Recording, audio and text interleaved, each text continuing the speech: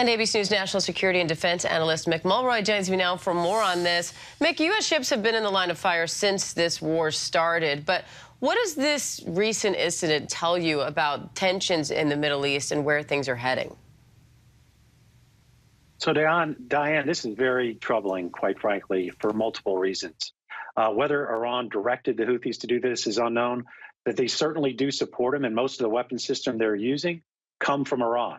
And they're certainly not cutting off their supplying of the Houthis with these type of weapon systems. So specifically as it deals with the commercial ship, if these ships are not safe, insurers will stop insuring them. And that means the supply of energy that flows in these regions, up to 40% of the world's energy supply, will be at risk, and that will affect everybody. And of course, if any of these long-range missiles or drones actually hit a U.S. target, we're going to be at war. So it is very significant, and I think the U.S. is going to take it very serious.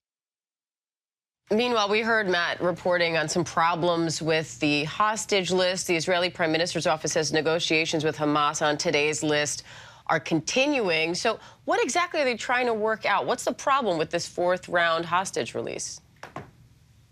So it's believed that there's some issues when it regards a mother and child, that they should be released together.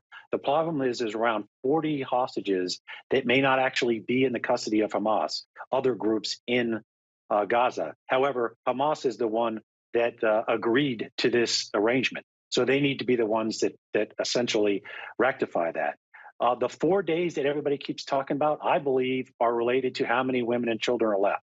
There's believed to be around 50, maybe a little more. Potentially, they could all come out if this deal was extended for another 4 to 5 days. And then it would only be men remaining. And that is when the negotiations, I think, would shift to either trying to extend it or the war would be back on and the truce would be over.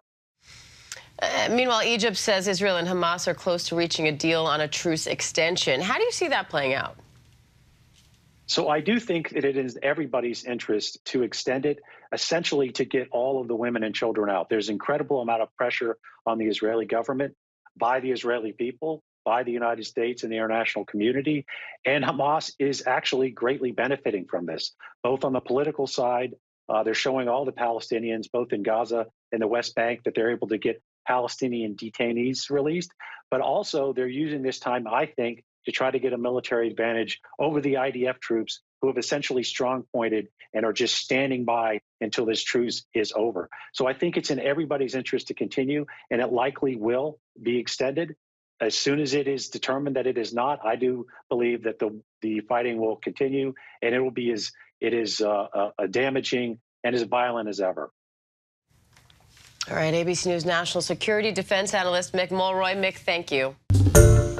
Hi, everyone. George Stephanopoulos here. Thanks for checking out the ABC News YouTube channel. If you'd like to get more videos, show highlights, and watch live event coverage, click on the right over here to subscribe to our channel. And don't forget to download the ABC News app for breaking news alerts. Thanks for watching.